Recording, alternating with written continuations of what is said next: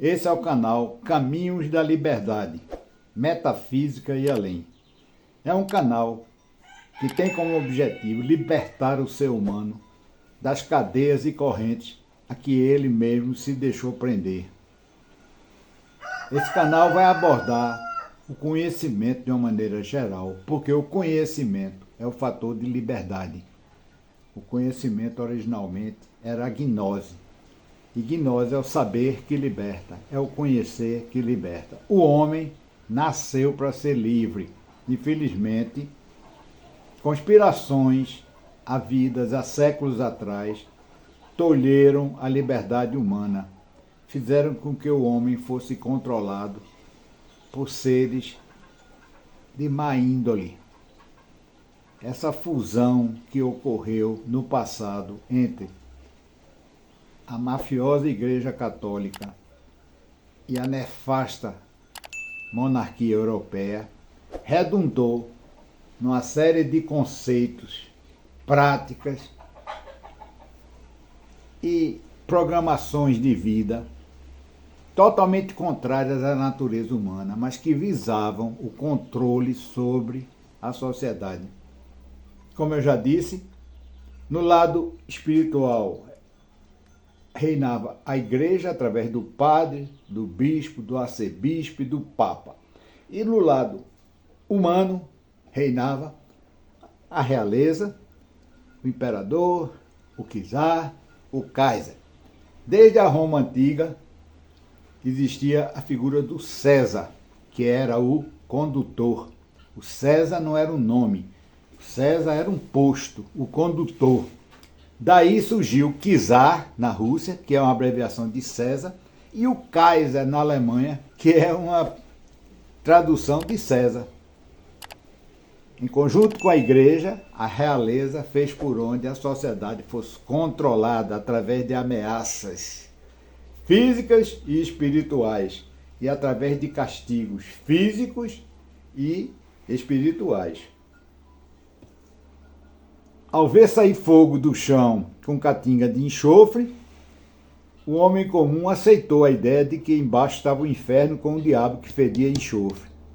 E ao ver as estrelas e a perfeição do universo, o homem aceitou que ali em cima estava Deus, os anjos e todas as boas entidades. Então que ele iria, se fosse uma pessoa boa, para o céu. E se não fosse uma pessoa boa, iria para o inferno e sofrer sendo queimado por toda a eternidade, né? No plano físico, reinava o imperador, o rei, o ditador, que prendia as pessoas que eram contra seu governo. No plano espiritual, reinava a igreja, que fisicamente até promovia castigos também. Queimava na fogueira, afogava com pedras no rio e matava estraçalhando a pessoa através de 2 cavalos com corda, puxava cada um para um lado e a pessoa morria se fosse contra os ensinamentos. Tudo que era ensinado era controlado pela igreja. Só podia ser ensinado o que ela aceitava. E isso perdurou durante séculos. O resultado disso, essa humanidade deturpada que hoje está aí, essa mente deturpada que saiu da sintonia paradisíaca que havia antes para esse monte e esse porão de desacertos mentais que são componentes da nossa sociedade e que enchem os consultórios de psicanalistas, psicólogos, etc., e enriquecem os laboratórios através das drogas. A Bíblia, que no meu modesto entender, era um livro do conhecimento, em que os homens, no passado, registravam os conhecimentos adquiridos para deixar para as próximas gerações, e que a partir de determinada época foi transformado num livro religioso. Ela falava em céu e inferno. Procedeu de uma maneira nobre e caridosa e bondosa, vai para o céu. Teve procedimentos escusos, vai para o inferno quando morrer sua alma, ser queimada eternamente no fogo do inferno. Muito bem. Aí de repente apareceu um italiano de Florença que editou uma obra em que falava num purgatório, que era uma espécie de hélice, uma espécie de subida helicoidal, em que a pessoa ia nessas voltas que dava, purgando, se livrando dos pecados cometidos, se purificando e ascendia ao céu. Isso criou uma celeuma na igreja, né? Que absurdo, como é que vai inventar uma coisa que não consta da Bíblia? Mas depois as autoridades eclesiásticas começaram a compreender que podia ter um fundamento ali, né? Não, realmente, né? Um homem santo a vida inteira, quando está prestes a morrer, olha para a perna de uma mulher casada, que achou bonita, vai para o inferno por causa de uma coisa dessa? Não é justo, né? E a igreja percebeu que com isso, através de algo chamado sufrágio, poderia adquirir bens. Como é que era essa aquisição de bens? O camarada foi mal a vida inteira, mas ficou rico e está prestes a morrer. Uma parte ele deixa dos bens para a família e a outra parte ele doa para a igreja. E com isso, a igreja o absolve de seus pecados.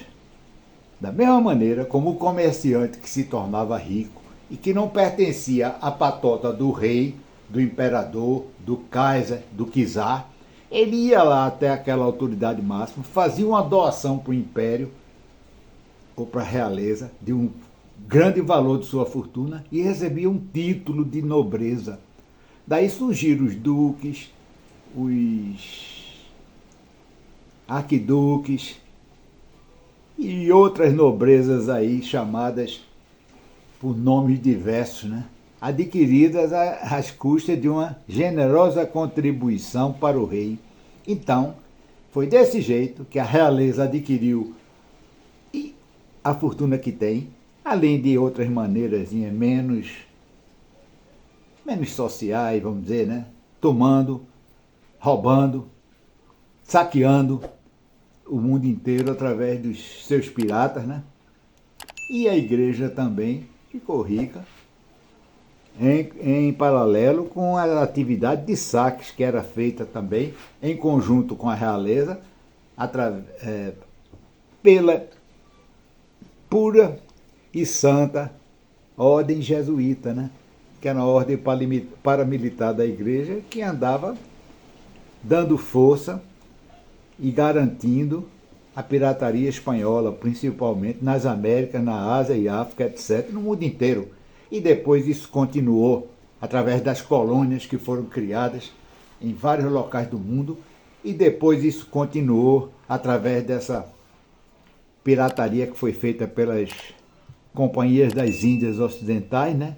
Que deixaram de saquear, faziam compras e vendas, mas as compras, quem ditava os preços eram eles, e se houvesse qualquer resistência, tinha os canhões dos navios da Companhia das Índias Orientais, depois Ocidentais, e próximo passo foi a Organização Mundial de Comércio, né? Que continua a impor os preços de compra e de venda, compra os insumos a um preço baratinho, vende os laminados, os produtos industrializados a preços de ouro, e quem se opor a isso é chamado de insurgente, e eles detonam mísseis, bombas e drones em cima dos caras e chamam ele de insurgente. A natureza mostra ser a busca do equilíbrio. E esses saques decorrentes dos séculos de pirataria, de colonização e de exploração geraram desequilíbrios no mundo, países riquíssimos e países paupérrimos. E isso gera um fluxo de migração dos países paupérrimos para os riquíssimos, né? Esse fluxo só vai cessar quando o equilíbrio se restabelecer. Então, cabe à Europa, cabe à América do Norte, Canadá, devolver o dinheiro que roubaram do resto do mundo, tornar o mundo equilibrado. Naturalmente, a imigração vai inverter o fluxo, porque todo mundo quer morar no seu país, ninguém quer ir para outro país, não. Você vai para outro país quando você está passando uma miséria ou um estresse violento no seu país.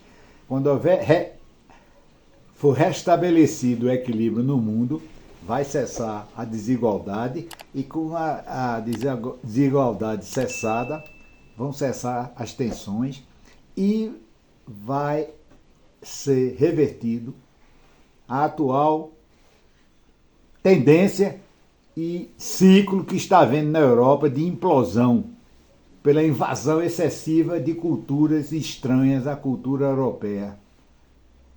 Essa implosão vai detonar a Europa. Por mim, ela que se detone, ou então reconheça o que fez de errado e passe a indenizar ou devolver o que roubou das demais partes do mundo. Simplesmente pedir desculpa não resolve. Não adianta esse papa ridículo aí, esse escroto, tá pedindo desculpa até pelos abusos sexuais que os padres cometeram. Não resolve. Existem milhões de casos de abusos sexuais de padres contra crianças. Isso tem que ser exposto e eles têm que ser devidamente punidos. E as famílias deles e eles indenizados.